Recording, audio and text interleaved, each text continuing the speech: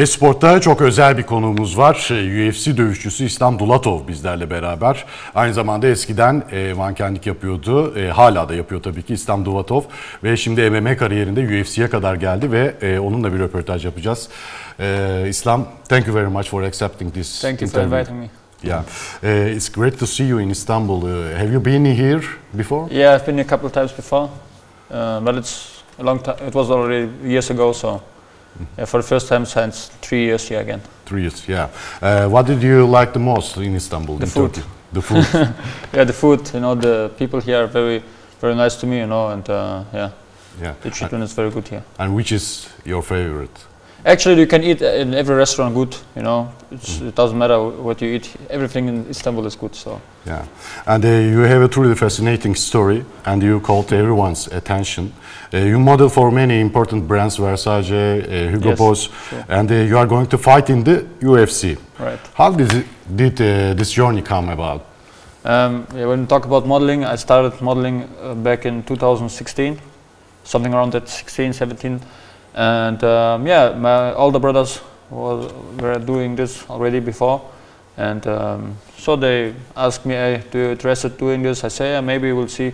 And yeah, it's like how it started. To be honest, yeah, I got some agencies who wanted to push me, and I got some appointments with them. And yeah, after that, it was very quick. You know, I got my first shows, and I was directly booked exclusive for Versace. And yeah, after this, it was already like, you know, every big news brand in model business was like posting me, you know, and talking about me, like Vogue and GQ and everything. And this is like about the model career. And the fighting is like, you know, I'm from Chechnya, so fighting is always a part of my life been.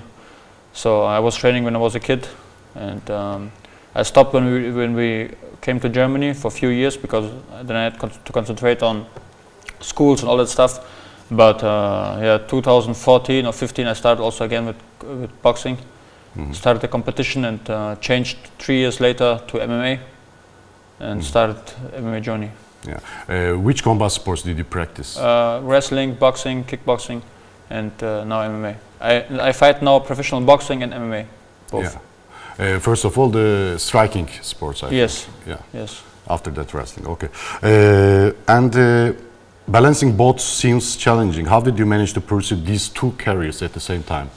At the beginning of my career, I was doing like a few months modeling, and then I stopped modeling, my preparation, and then was doing a few months fighting.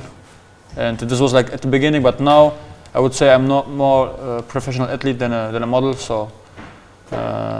The priority is always at the fighting game, so yeah, first fighting and then modeling. Then modeling, okay. And has anything unusual ever happened? A photo shoot you went when you are injured or something? No, never in my life actually. Never. Yeah. I had never big injuries after a fight, because I win all my fights in first round. So, but I had some scraps, light scraps, and then I remember when I had a shooting for GQ, and I came there with some small scrap, and they say, "Hey, this looks even better." Because it shows more of what you are really, you know, what you really are like, of kind of person. Yeah. As being a Muslim, pose any problems in this career? You know, actually, to be honest, no, I had never some problems, because I'm not the type of person who, you know, nobody comes to me and makes politics with me, but because of the reason that I'm Muslim, to be honest. So I was always cool with the people. They always treat me good, and yeah, been always nice to me. Yeah, as you said, your siblings are also involved in both careers. Could you tell us about a little bit about your family? Yeah, my brothers are still the same, doing like me. First, Cebrail was the model. Yes, yeah? Cebrail, Sulumbek, then me, and then my brother Tamerlan, and then we have also two smaller brothers, and they're all fighting. Everybody of them is fighting, and everybody of them is doing modeling, like Cebrail, Sulumbek, and Tamerlan. All of them, and yeah, they're still doing these things like me too. And soon, for sure, you will also see my little brother Tamerlan in the UFC, yeah. Because he's a big talent, much bigger than me. But yeah, and my brother Jabil, he's more relaxed. Yeah. You know, he's like more a manager, but he's also still fighting, and he will also fight soon. Tamerlan has one professional fight. Yes, he has now one professional fight. He's fighting 1st February in Düsseldorf. in a hometown, also in Germany, like, and yeah, then he will get his second. Second one, okay. Your family emigrated to Germany. Can you talk about that decision in that time? Do you ever go to Chechnya? Yeah, now to go back, you mean? Or when we removed from there? When your family we came 2008, something around that. We came to Germany because of the war, Chechen war, you know. Yeah. And this was actually the only reason why we came. Yeah. Do you ever go to Chechnya? After that again? Yeah. No. No. Okay. When you started your professional fighting career, did you ever imagine that one day you will be in the UFC? Yes. You know, when I'm a kind of person, when I start something, I never do it if I know that I can do it till the end. So if I start something, I always say, okay, this is my goal, to become the highest or the best in this, you know. And if I know it's not possible to get it, then I don't start it, because it's just then I waste just my time, you know. And I don't like to waste my time because I don't have the time to waste. Yeah. And what is your goal in the UFC?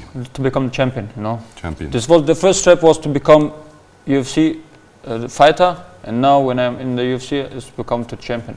Yeah, and you won 11. Yes, 11 fights in a row. Yeah, fights in a row. I lost my first professional fight, but this was not in my weight class. Like now in 77, it was like 66 kilogram, so like featherweight. And yeah, I lost this fight by points. And after that, I changed my weight class to 77. Yeah. And since then, I never lost. And you finished all of your opponents. Yes. Is this something you aim for, or do the finishes just come naturally? No, I always go for finish. Go I for always finish. do this, yes, 100%. Yeah, and your finish rate is 100%, Yes. and it's perfect. And how could you describe your fighting style? Aggressive. And yeah, it's actually, and I have a big kill instinct, you know. I always try to knock people out, you know, to hurt them, to finish a fight as fast as possible. Yeah, and you got UFC contract through the Dana White Contender Series. Yes. Did you talk with Dana White? Yes, we Yeah, talked. after Yeah, that? he said I can't wait to see you fighting again and all that stuff. And I already talked to my manager Ali, and Ali Abdulaziz. Yes, Yeah. Ali Abdulaziz. Yeah, he told me also, hey, they are very interested that you fight as soon as possible. So I have already my next fight coming up. I don't know if I can say it already, but Well, you said in Ebo's show. yeah, in February. In February, you yes, said, it's, yeah. it's going to be in February, but not the date. Seattle or Yes. Saudi Arabia? Yes. Seattle. Seattle. Yeah, and you will fight in the same card with Ibo Aslan. Yes, same weight cut. Yeah.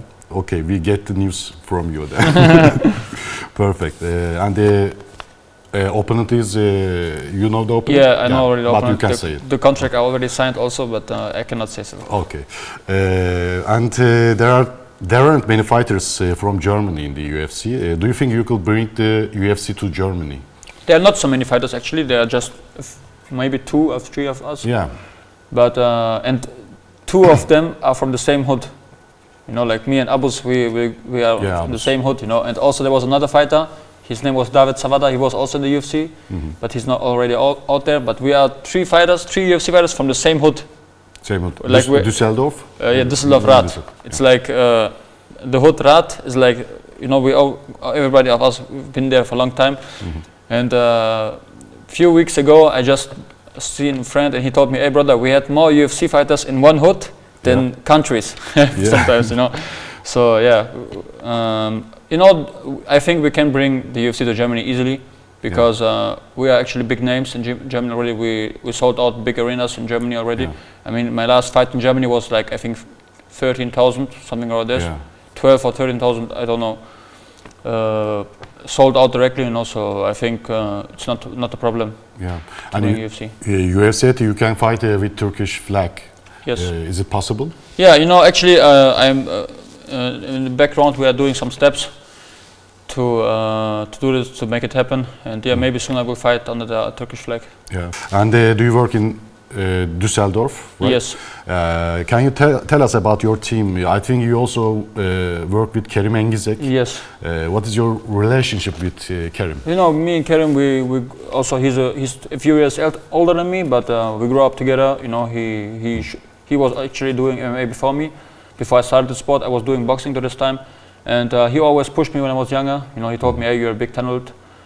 You can make it to UFC, to everywhere where you want. You know, so just keep pushing, keep training, you know. And yeah, our relationship today is actually very good because you know we're good friends. We grew up together, we train together. You know, we've been a long time in the same gym, but then I opened my own gym in Düsseldorf, and but he's still training with me together. You know, he's coming to my gym, visiting me. We train together, we spar together. Yeah, he's a very good fighter also. Yes, Octagon for champion, sure, right? for sure, yes. Yeah. And you were side by side with Ibo Aslan at the Brave organization in Austria. Yes. Did you already know each other, or did you meet in there? We've been together in Las Vegas for the full camp. You know, we make preparations, both of us in Las Vegas in the Extreme Couture gym. And yeah, this was actually the third time I met him, but this was the time where we started to chill, hang out with each other. So we trained together. After the training, we got to eat something together. You know, this was like the time where we became friends. And Ibo is a really great guy. Yeah. It's really.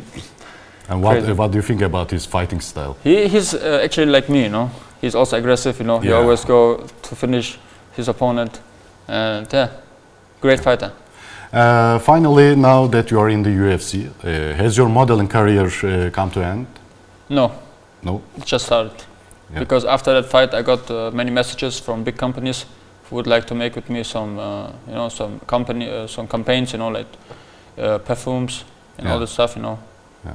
And we don't get lots of examples for that. Luke Rockhold, for example. Yes, he was also doing modeling and fighting. Also, Alain Jabin, he was also UFC, but he was also doing modeling for Versace also. Yeah, some good fighters have been also doing modeling. Thompson. I think Stephen Thompson. Yeah, Stephen Thompson. I think he was also doing some jobs, not a lot, but he did also. And I say it finally, but I have one question in my mind. How do you cutting weight to 77? Because your height is 191. Yes, 192. 192. Sorry. How is it possible to cut weight? Actually, for the last fight, I hadn't so much to cut. I think I cut just 5-6 kilograms. So yeah, you know, it's the same like every other fight I do. But this time I had to cut a lot of, I think much more, 10, 11 kilogram to but it's like, you know, you make diet. If you the first 4, 5 kilograms, 6 kilograms you make with diet, and after that you make it with water. Water loading, you know. So you drink a lot of water in the last week, you know, and then you sweat it out.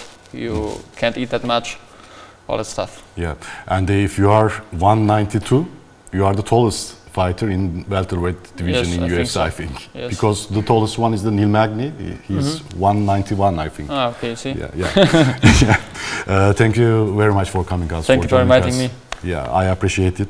I wish you success in your UFC career. Thank you very much. We will watch it with excitement. Thank you very much. All the best. All the best. Evet, İslam Dulatov'la röportajımız burada bitiyor. UFC dövüşçüleriyle röportajlarımız Esport'ta devam edecek. Bizden ayrılmayın.